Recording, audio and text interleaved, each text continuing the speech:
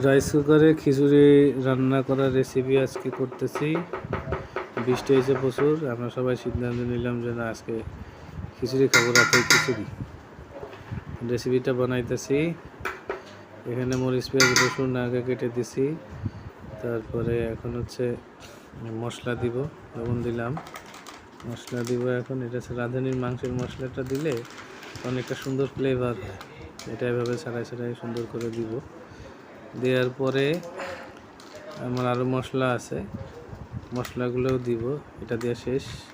এখন এই যে দারুচিনি লং আছে, দু একটা এলাচ, এগুলো দিব। দিলাম, এই যে দেখেন সুন্দর করে এটাও দিব। দিলে একটা সুন্দর ফ্লেভার হবে। খিচুড়ি যখন গরম হয় টকবক করবে তখনই একটা ফ্লেভার বেরোয়।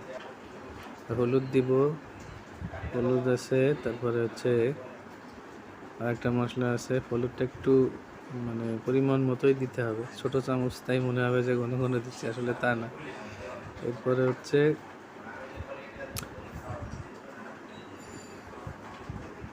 হলুদ দেওয়া শেষ।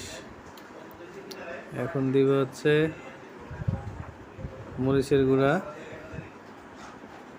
মরিচের গুঁড়া একটু ঠান্ডা মানে হয়ে একটু শক্ত শক্ত হয়ে গেছে, হ্যাঁ, বৃষ্টি আবহাওয়া। এবার দিলাম আদা রসুন আর জিরা একসাথে মিক্স করা একটা মশলা, এটা আমরা ফ্রিজে রেখে দিই। আর হচ্ছে কিছু আস্ত জিরা দিব, ছড়াই দিব আর কি। এরপরে এটা সুন্দর করে মিক্স করে দিব। হ্যাঁ, এটা সুন্দর করে মিক্স করব। সুন্দর করে মিক্স করে দিয়ে এইভাবে এইভাবে এইভাবে করে সুন্দর করে মিক্স করে দিবেন। আপনারা যারা রান্না জেনে রাখা ভালো। এই পানি দিয়ে দিলাম, পানিটা দিলে যে সুন্দর একটা কালার আসলো। পরিমাণ মতো পানি দিবেন, তেলটাও দিছি, তো পরিমাণ মতো পানি দিলে